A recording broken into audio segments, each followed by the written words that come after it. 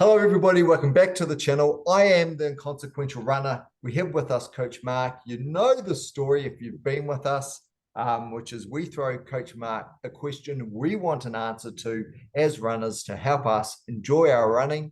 And for some of us, enjoying our running means running faster. So, Coach Mark, thank you for coming back.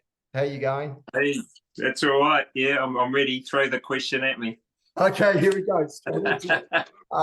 And I've got a wry smile on my face. And we were talking off camera, as it were, about this because I've experienced this recently. And this is having bad races. So a bad race isn't just you're hoping to get your PA and you didn't get it. You got a time where you were just like, no. In fact, let me share this with the viewers. I was now admittedly I was coming from a bit of a break, and I was in the A grade race for a 10K race called the Agency 10 here, and I was in the A category, the B, and I should have been in the B. Anyway, I thought I'd be okay in the A category. You know, I thought I might come last, blah, blah, blah. Anyway, I got the slowest time that an A runner has run for the last 6 years. So there were like 4 people in the B category that ran faster in the B category than I did in the A. Now that hurts. That stings. And I did that to myself. So, Coach Mark, we've all been there. It's a painful thing. Now I had no idea I was going to run that badly, but hey. So, Coach Mark, when we do have bad experiences, bad runs, there's stuff we can take from them still. And I've always said a bad run's better than no run, you know? So, yeah, Coach Mark, what's the sort of things we should be thinking about when we have a bad race, or what sort of reflection can we have? Yeah, it is. I mean, we put so much in, you know, we invest so much, don't we? When we turn up for a race, often you put a lot of training in the background, you're emotional about it. And when things don't go to plan, which sometimes they don't, you do enough races, they don't all go well. But ideally the major ones do go to plan, but they don't always. And you can spend hours just wallowing in sort of pity, and as you say, you just want to chuck your shoes in the corner when the chuck them in the bin and go somewhere where no one can see you cry. Frustration. Yeah, you know me well. Oh my goodness. Yeah. So, but it's quite important these days to one, put things in perspective, but also to learn from it. I mean, it's a cliche, is that you learn a lot from your failures. Yeah. But it is true.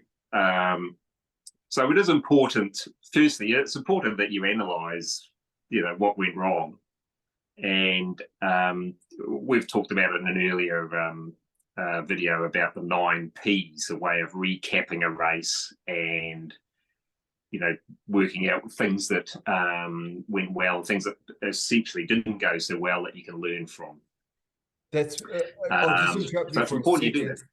And so those watching, and Coach Mark, if you want to get into any of the 9 Ps, go for it. But yeah, those 9 Ps to go through to recap your race and really, I suppose, explicitly look at some elements and bring them out. What I'll do right at the end of this video, where it pops up on the screen, the next video, I'll make sure it's the 9 Ps video. I'll dig that out and put the link. So anyone watching that wants to go into that next after this, I think it's only 10 minutes. I'll put that up next. Sorry to interrupt, Coach Mark. Back to you, buddy. Oh no, that's great. No, I won't go into any detail of the 9 Ps. That's great. Yeah, people can go back and have a look at that if they want to. The important thing is that you analyze what happened in the race, why it didn't go to plan, but don't dwell on it. Don't spend loads of time doing this. You should be able to just quickly go, and generally as well, things pretty much come to the front of your mind. You go, this was going on, could be, and then you move on, basically. The key thing, really, what you're asking is, you're saying, was the poor race a surprise? Was it a surprise? Did I expect to do well and I didn't? So then that really does give you food for thought. So then you're looking at tactics, or you're looking at what might have been going on in your life building up to the race. You know, if you're coming into it tired, you hadn't done the preparation that you might have done, things like this. You know, you might have sometimes you can head into a race thinking almost from memory. You know, last time I did this, I did pretty well. I should do well again. And then you kind of analyze. You think, well, maybe I wasn't quite as well as prepared as I was the last time I did this. Yeah. Well, you know, whatever. But so really what you're asking there is, you're saying, is there anything that I could have done differently that would have could have affected the result? Was there something in my control that could have made things better? So that's quite a quick thing you can come to. Or was it just a bad day? And sometimes you do just have a bad day. That's life. You have bad days. But either way, you can make that kind of decision. And then you kind of label it. You can note this down in your diary that you talked about, the importance of keeping a diary, and then move on to the next thing. Because the great thing is there's always another day running, another race in the future to aim for, and the sun will come up in the morning. Yeah. The next morning. Perfect. And in terms of perspective, I think that's really important, because even if you had a bad race, I bet generally you would have run quicker than you would have if you just gone and run by yourself. Just because there's people around you. Yep. Of course. So I like to tell people, if they have done a bad race, I say, look, forget the fact that you're in a race for a moment, you know, that you got a number on. You've just gone out and run a hard 10K with a bunch of other people, and that's got to be good training. So damn good training run. Forget that. Don't even call it a race if you don't want to. It was a training run on the step to, you know, better performances later when you really do race. Yeah. And that puts it in perspective as well. But don't say that at the start of the race. Don't tell people, oh, this not is at the start. No. You don't want to be those people who make the excuses on the start line. And then, yeah. And then you try and no. If you front up for a race, you're there. There's no excuses. But you can, if things don't go to plan, you can rationally analyze it. What you don't want to be, you don't really want to be one of these people that then goes and tells everyone the excuses afterwards as well. Yeah.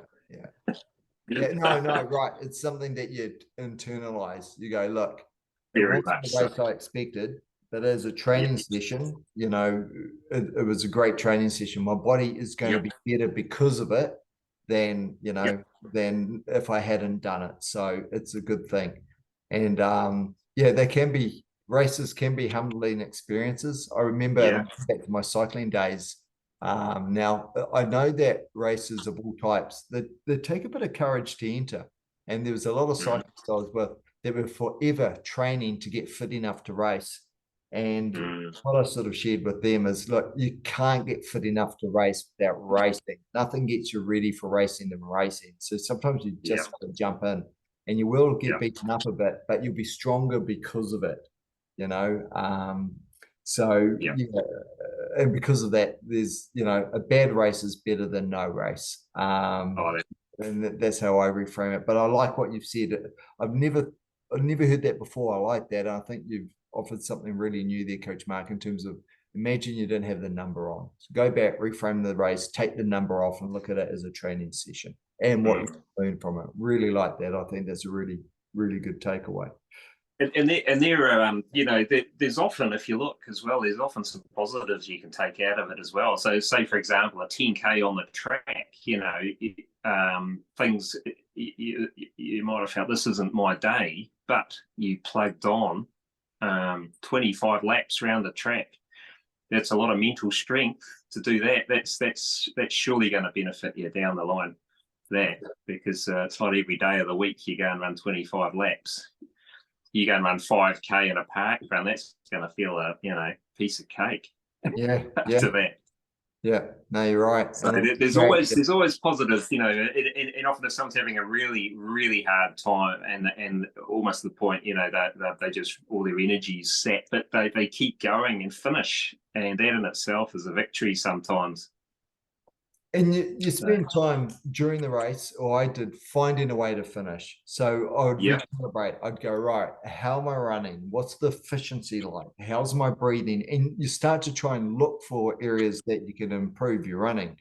And all that, that's good training in terms of being able to check in during races that are going well and Yep. take what you've learned from the bad race in terms of that internal dialogue to check you're running as well as you can, getting used to that internal dialogue and having it even during a good race. Am I still running tall? Am I leaning forwards a little bit? My foot landing in the right area? Am I breathing deeply enough? You know, are my arms where I need them to be? Are my shoulders relaxed? Am I taking on liquids and carbs as I should be if it's a longer event at the right time? And you start to think about these things to get the most out of the motor, because you know those little differences, even 5 minutes a k, 5 second a k difference, you know, one, if it's an extra 5 seconds a k, sometimes it can depress you, you go even slower. And if it's you're up 5 seconds a k, sometimes that's enough to spur another 5 seconds, you know, you can kick on. So sometimes these micro changes can, especially over a 10k race, can lead to these massive differences in time, either positive or negative. So, okay, I'm going off on a bit of a tangent, but Coach Mark, with what you shared in terms of the reframing of a bad race as part of the handling, fantastic. Thank you for bringing up the 9 Ps again in terms of post-race analysis. It's a great tool that you have. So those that have stuck around to the end of the video, I'm going to wrap it up right now, and it's going to pop up on screen. So you can click onto that and watch the 9 Ps or save it as a watch later. But there's a lot of value in that one. Check out that video and check out the show notes of that video, where I think we've typed up all the 9 Ps as well. So you've got them there. Yeah. Coach Mark, thank you for coming on. You release all this good information to us for free. Thank you so much. Those that are watching, best way to reward Coach Mark is just hit the like. If you want to stay in the loop, subscribe. If you want to get in touch with Coach Mark personally and have him as your coach, I think that's the single best thing you can do, especially if you're without a coach at the moment. Coach Mark's details are in the show notes. Drop him a line. If there is a burning question you want me to ask Coach Mark for one of these videos, it'll be your video. We'll be doing it for you. All you need to do is put the question in the comments in this video. That's it. I'm done. It's a Friday. Don't know if people watching this know that. So I'm looking forward to the weekend and getting some racing done over that weekend. Coach Mark, thank you so much, buddy. Hey, cheers. My pleasure. See you later.